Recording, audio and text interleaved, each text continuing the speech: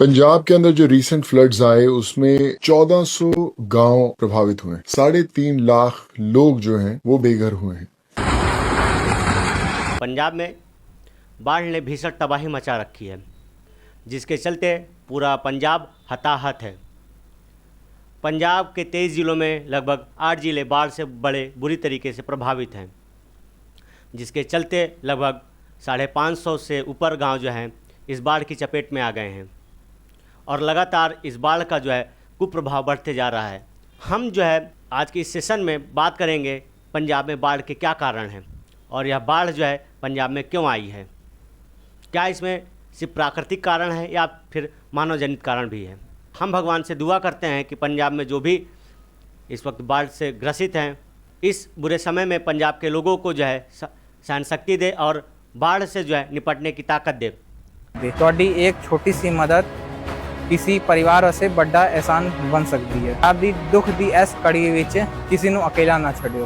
पंजाबियों ने कभी किसी से कुछ नहीं मांगा ਤੇ जो भी पांडे पिंड ਚ डुबे होने ਉਹਨਾਂ ਨੂੰ ਜ਼ਿੰਦਗੀ ਦਾ आसरा ਦਿਓ।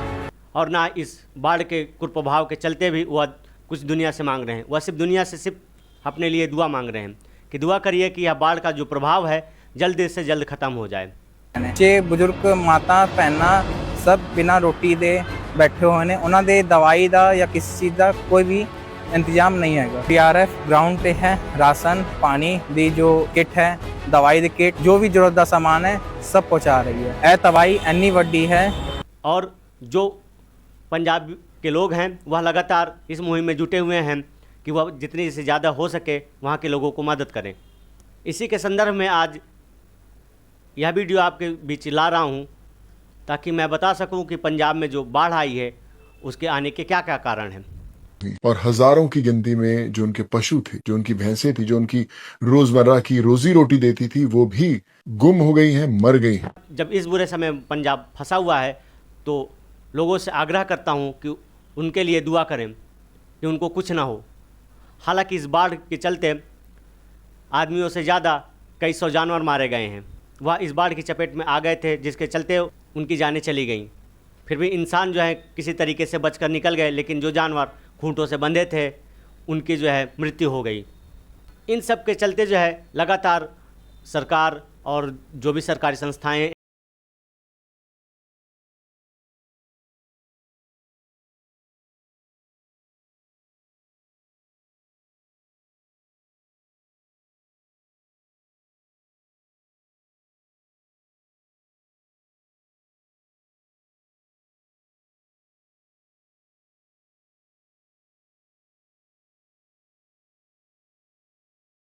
के जरिए खाने का सामान भेजा जा रहा है। राहत कार्यों में जुटे हुए हैं। बाढ़ में फंसे हुए लोगों को वो लोग दवाइयाँ, राशन आदि चीज़ों की जो है मदद कर रहे हैं। इन सब में जो सबसे अहम मुद्दा है, यह बाढ़ पंजाब में आई क्यों?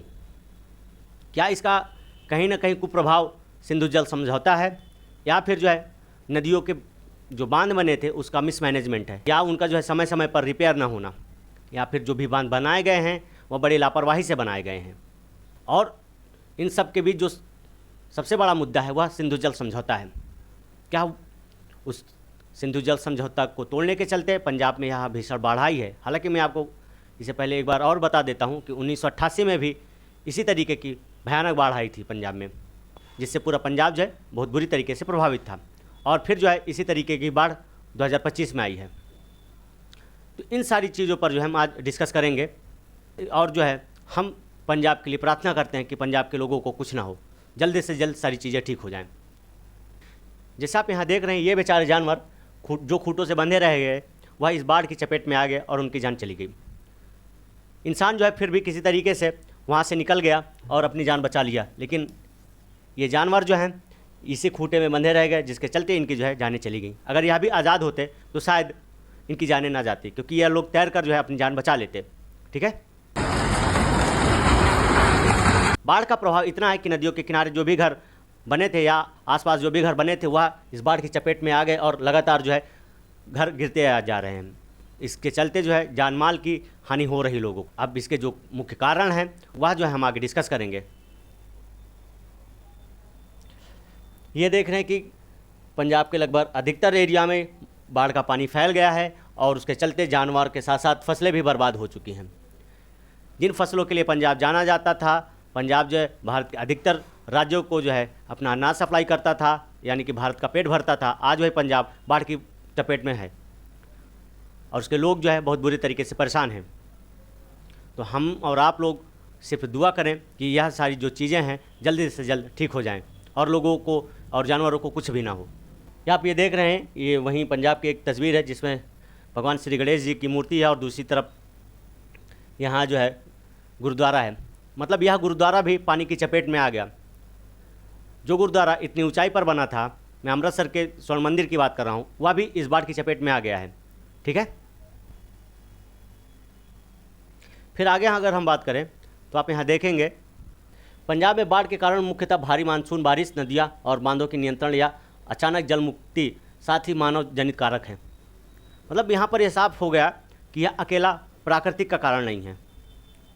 यह जो बाढ़ पंजाब में आई है इसमें कहीं ना कहीं मानव भी जिम्मेदार है और मानव के साथ साथ यह राजनीतिक पार्टियां भी जिम्मेदार हैं, जो बिना फ्यूचर प्लानिंग के कुछ इस तरीके के राजनीतिक निर्णय लेती हैं, जिसके चलते वह उस समय के लिए तो ठीक लगता है, लेकिन उसके जो परिणाम होते हैं बात के समय में वह बहुत घातक होते हैं।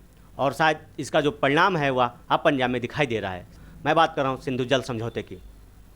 प्राकृतिक कारण में अगर हम बात करें तो 2025 में पंजाब में जोरदार मानसूनी बारिश हुई, जो औसत से लगभग 24 से 45% अधिक थी। हिमाचल प्रदेश और जम्मू कश्मीर के ऊपरी इलाकों में भारी बारिश के कारण सतलज, ब्यास और रावी नदियों में जलस्तर बढ़ गया। ठीक है, इन नदियों और कुछ बड़े बांधों जैसे भाखड़ा, पोंग और रणजीत सागर से जल का नियंत्रण लेकिन अचानक रिलीज बाढ़ की गंभीरता बढ़ा देता है। ठीक है, मतलब इसके जो स्टोरिंग पावर थी वह इनकी कैपेसिटी से ज़्यादा हो गई और जिसके चलते बांध से पानी छोड़ा गया और जो पंजाब में बाढ़ का कारण बना। ठीक है, बारिश तो साथ साथ ही थी ही, लेकिन इन बांधों से जो पानी रिलीज़ किया गया वह इसका मुख्यतः कारण है कि पंजाब में बाढ़ आ गई, जिसके चलते कई हज़ार लोग जो है घर से बेघर हो गए, कई 100 जानवरों की जान चली गई और लगभग 100 से अधिक लोगों की जो है इसमें भी जाने की संभावना है। ठीक, पंजाब के मैदानी भूभाग और समतल टोपोग्राफी के कारण पानी तेज़ी से निकला और जल जमा हुआ। ठीक है, मतलब जो पंजाब की टोपोग्राफी है उसके चलते जो है यह पानी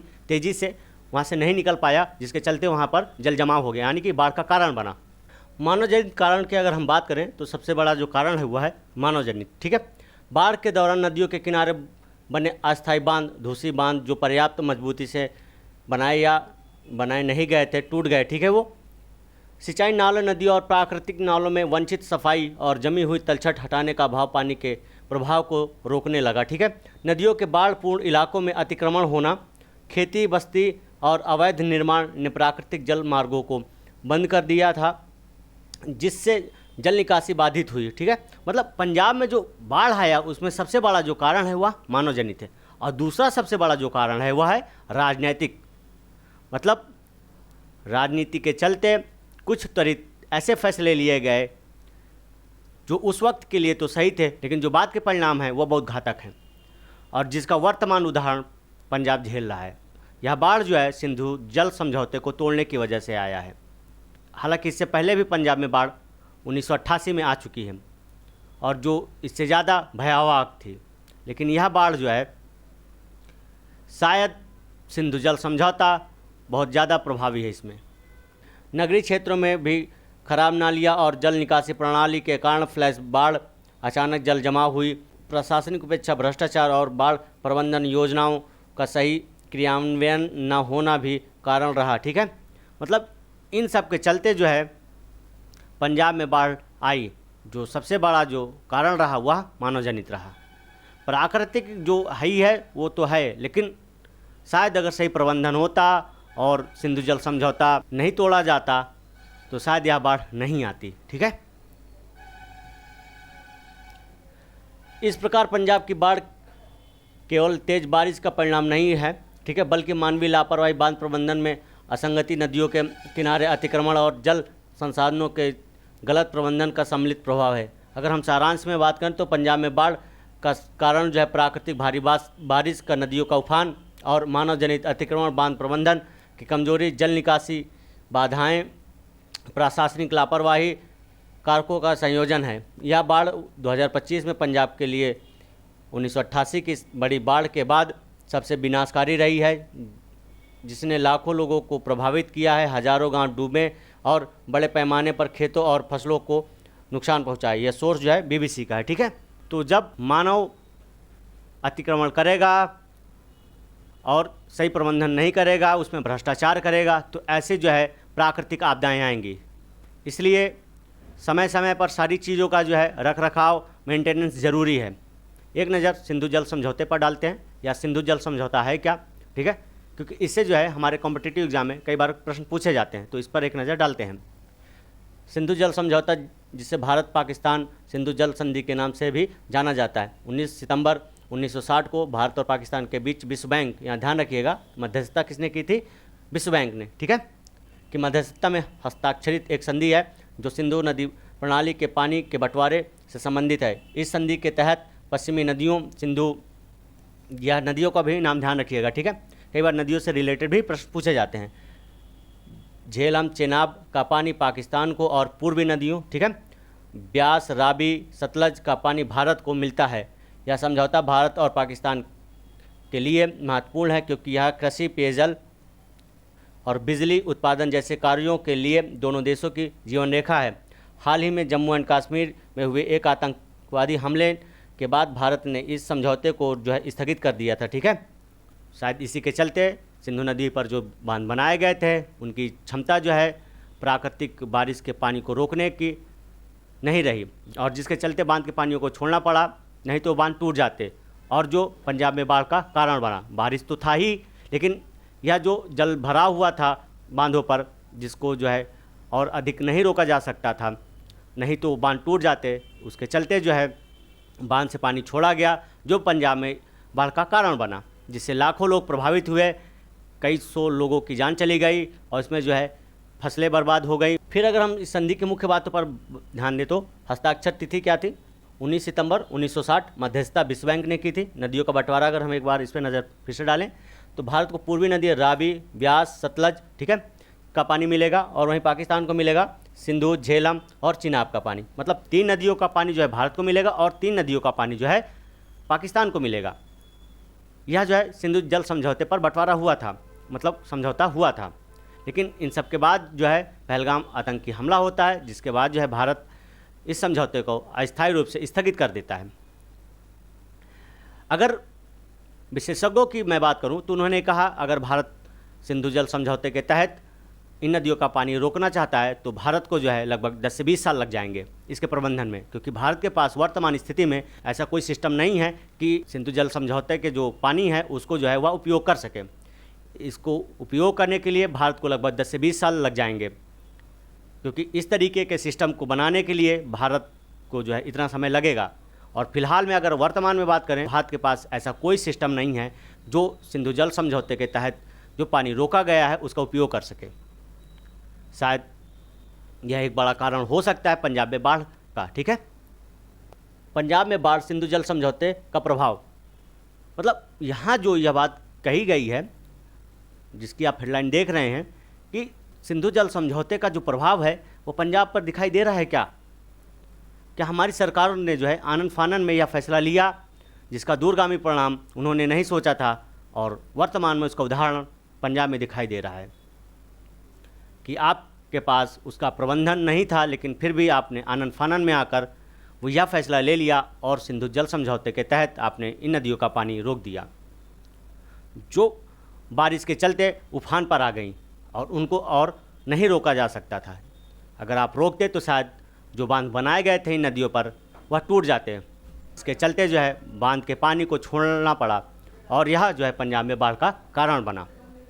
सिंधु जल समझौता के टूटने का पंजाब में बाढ़ पर महत्वपूर्ण और विवादित प्रभाव पड़ा। समझौता टूटने का प्रभाव बाढ़ पर, पंजाब में सिंधु की सहायक नदियाँ जैसे रावी, ब्यास, सतलज भारत के हिस्से में आती हैं और इनके जल का उपयोग भारत करता है, जबकि सिंधु की 3 नदियाँ जो पश्चिमी नदियां पाकिस्तान के लिए हैं। भारत ने 2025 में आतंकवादी हमले के बाद इस समझौते को स्थगित कर दिया था, जिससे पानी की साझा जानकारी और बाढ़ प्रबंधन में पारदर्शिता और समन्वय कम हो गया था, ठीक है। मतलब पहलगाम आतंकी हमले के बाद से जो है इसे अस्थायी रूप से स्थगित कर दिया गया था, जिसके जो है प्रबंधन का जो पारदर्शी डेटा है वह अब तक किसी के पास नहीं है।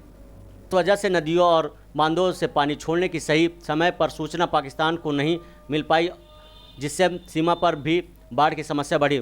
पंजाब में भी जब भारी बारिश के कारण नदियां उफान पर थीं तो उनमें जल का स्तर नियंत्रण और बांधों का प्रबंधन चुनौतीपूर्ण रहा। समझौते के टूटने के बाद जल प्रवाह को लेकर भारत के अपने फैसलों पर निर्भरता बढ़ गई, जिससे जल निकासी और बांध के जल मुक्ति प्रबंधन में कमी आई। ठीक है, यह जो सबसे महत्वपूर्ण खबर इस वक्त चर्चा पर है कि क्या सिंधु जल समझौता तोड़ने के चलते यह बाढ़ जो है पंजाब में आई है। कई लोग जो है अटकलें लगा रहे हैं इस पर और चर्चाएं तेज़ हो रही हैं। ऐसी खबरें जो हैं सोशल मीडिया पे काफ़ी वायरल हो रही हैं, जिसके चलते मुझे लगा कि यह पॉइंट जो है आप सबके बीच लाना चाहिए ताकि क्लियर हो जाए कि क्या सिंधु जल समझौता तोड़ने का कारण पंजाब में बाढ़ है या फिर नहीं। आपको क्या लगता है हमें कमेंट बॉक्स में ज़रूर बताइएगा। कुछ विश्लेषकों का कहना है कि समझौते के अचानक तोड़ने से भारत में भी पानी की बर्बादी और अव्यवस्था जल प्रबंधन हुआ, जिससे पंजाब के नदियों के आसपास पानी का दबाव बढ़ा और बाढ़ की स्थिति गंभीर हुई। वहीं कुछ रिपोर्टें यह भी बताती हैं कि भारत ने जल को हथियार के रूप में इस्तेमाल करने की कोशिश की ताकि पाकिस्तान को प्रभावित किया जा सके, लेकिन इससे पंजाब में भी व्यापक जल स्तर वृद्धि और बाढ़ आई। ठीक है, मतलब भारत सरकार ने जो आनन फानन फैसला लिया था ताकि हमारे दुश्मन को नुकसान हो, लेकिन इस फैसले के बाद जो है सरकार ने कोई व्यवस्था नहीं की उसके जल प्रबंधन के, कि यह जल जो हम स्टोर कर रहे हैं उसका जो है हम कहाँ निस्तारण करेंगे और कहाँ उसको प्रवाहित करेंगे, जिसके चलते जो है पाकिस्तान को तो यह खतरा लगातार बना ही रहा, लेकिन उससे कहीं अधिक जो है भारत का पंजाब प्रभावित हुआ। सिंधु जल समझौता को तोड़ने की वजह से पंजाब में जो है जल दबाव बढ़ा, जिसके चलते पंजाब में बाढ़ आई। ठीक है, उम्मीद करता हूँ यह सेशन आपको अच्छा लगा होगा। ऐसी महत्वपूर्ण जानकारियों के लिए आप हमारे चैनल को सब्सक्राइब करना ना भूलें। जय हिंद।